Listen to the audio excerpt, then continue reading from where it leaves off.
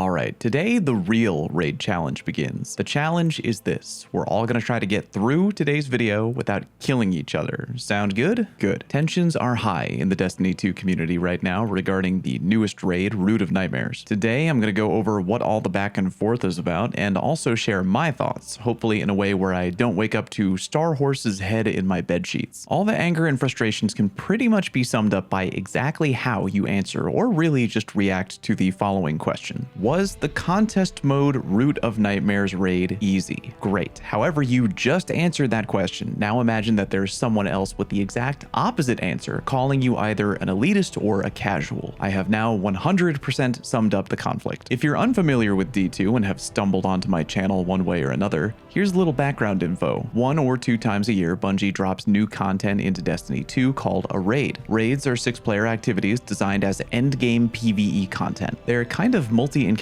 strikes with puzzle mechanics that your team has to figure out while getting shot at, all tied together with multiple big boss fights. When a new raid drops, Bungie holds a race, and whichever team finishes the raid first wins a big IRL raid belt. Also, for the first 24 or 48 hours, depending on what Bungie decides, contest mode is activated, which is kind of a new-ish thing. Contest mode is a unique mode that makes the raid significantly harder because your Guardian's power level is capped. Beating the raid on contest mode earns you a rare emblem that literally can't be earned when contest mode is over. Beating a contest mode raid is often seen as one of the biggest hardcore player challenges in D2, and players are usually incredibly hyped at the challenge of beating it and earning the emblem. Back to the community conflict, people are debating about the difficulty level of Root of Nightmares as it compares to other day 1 raids. Let's get a little bit more perspective and take a look at some numbers. According to a tweet from D1 Alpha Veteran, here are the numbers for other day 1 raid completions. Really wild number spread out here, with Root of Nightmares being the highest number of overall team completions by a wide margin. Granted, Root of Nightmares was a 2-day contest mode rather than just a 1-day, but then again so was Vow of the Disciple, and Vow's number of completions are only a fraction of how many teams wound up beating Root. I decided I wanted to put these numbers into a bar graph, and I learned 2 things. Thing number 1, finding free graph making software without signing up for some bullshit website I'm never going to use ever again is like looking for a needle in a goddamn haystack. And thing number 2, data always looks way more fun in graph form. I think this really shows just how completable Ron was compared to other day 1 raids. Again, I know that both Vow and Ron were 2 days instead of 1, but even if you did want to take the numbers of Root of Nightmares completion and cut them down by 50%,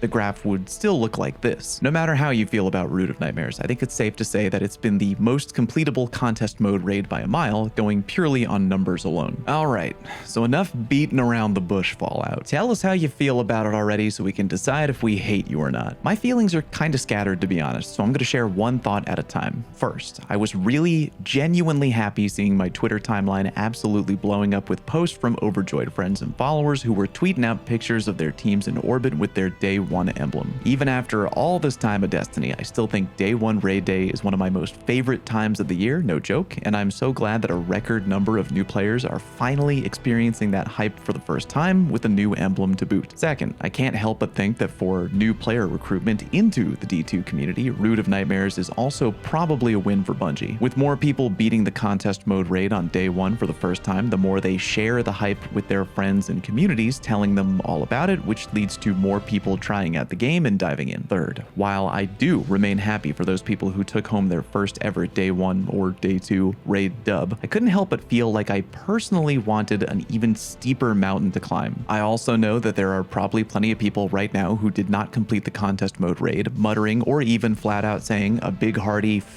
you," hearing me mention wanting that steeper climb, and that is fair. But I'm only answering honestly for myself. I'm sure as hell not going to tell you how I think you should feel, because everyone's level of challenge is different, and I absolutely do not speak for the average player, because I literally play this game full time. I think that there's probably a lot of factors that contributed to how many teams cleared the contest mode raid of Ron. Again, aside from the fact that it was 2 days long and not one.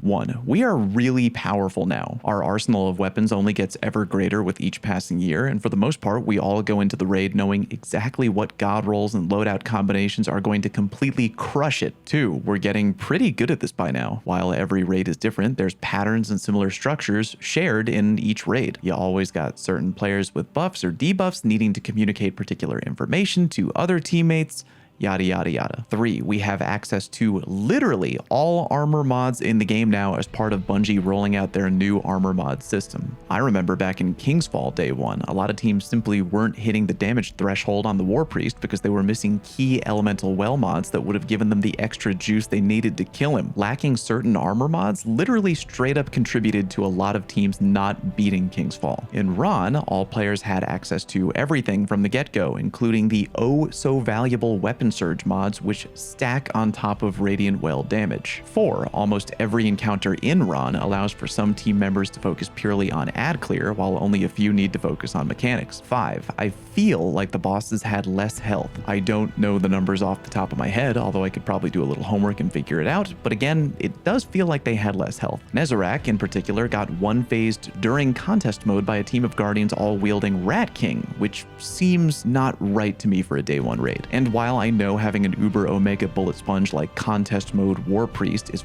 far from ideal for a lot of players, the Nezarec fight was also kind of thrown off its axis by the fact that 6, the final fight with Nezarec could be borderline cheesed, I guess would be the best word, by just standing on a certain platform where he couldn't reach you. And while he could still occasionally boop you off the map if RNG struck, most teams that stood in a certain spot on a particular plate just played a fun little game of haha, you can't reach me while dishing out the pain. I really do wonder how different the final fight with Nezarec would be if we'd been on 100% completely flat ground like the showdown we had with Rulk, a fight that I personally kind of liked way more than the Nezzy fight. Here's something else I wonder. I don't know if Bungie tries to estimate the number of teams that will successfully conquer a contest mode raid before the raid drops, but if they do, then I wonder if the number of how many teams did clear Ron on contest mode lined up with Bungie's projections. Was it pretty close, spot on, or way off? Fun to think about, but I doubt they would ever truly share, because it would probably start a garbage fire one way or the other. Everyone is entitled to their own opinion on the level of difficulty brought by contest mode Ron. I do think, though, that between a team one-phasing the final boss with Rat King, another team completing a flawless run, and multiple players already soloing entire encounters, all while contest mode was still active, it's at the very least valid to suggest that the level of challenge offered to the more hardcore player base of D2 wasn't exactly up to its usual levels. I look at it all like a big sliding scale. If we're looking at the most extreme end of the day 1 raid difficulty scale, Last Wish is the clear winner, and at the far other end of the scale, Ron is, again, statistically the most completable as the numbers show. I'd like to think that I do speak for a lot of people when I say that very few players probably want things to ever return to the Last Wish levels of day 1 raiding, but again, speaking for me personally, I think I would like to see the next day 1 raid be a little closer to maybe Vow or Deepstone level difficulty. And if you feel differently, hey, I get it. At the end of the day, I think it's okay that not every single raid in the history of Destiny has had exactly identical levels of difficulty. Even though I and a billion other people didn't get Last Wish on day 1, I wouldn't change that experience if I could, and if given the chance, I wouldn't change the Ron experience either. I'm glad that there were a record number of players experiencing the rare joy of getting a day 1 clear and being able to share that moment with their friends and fire team. It'll probably be a really lasting gaming memory for them, and it's cool that more players than ever were able to feel that. Again, speaking only for me personally, I definitely wouldn't mind the next day 1 raid taking us all for a big surprise loop and kicking even the most hardcore of players straight in the dick. And not from an accessibility standpoint, by the way. I think contest mode is an awesome feature that we should keep forever, but from an execution and mechanic standpoint. And don't fight me on that dick kick comment, by the way, because we don't kink shame around here. We definitely do vault shame, but we never kink. If you can keep it civil, yeah right, let me know your thoughts on Root of Nightmares down in the comment section. I'm interested to hear what you have to say. Thank you all very much for watching, and I'll see you on stream.